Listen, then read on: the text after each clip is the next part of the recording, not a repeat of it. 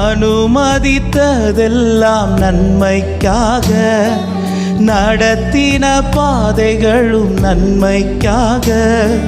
அனுமதித்ததெல்லாம் நன்மைக்காக, நடத்தின பாதைகளும் நன்மைக்காக.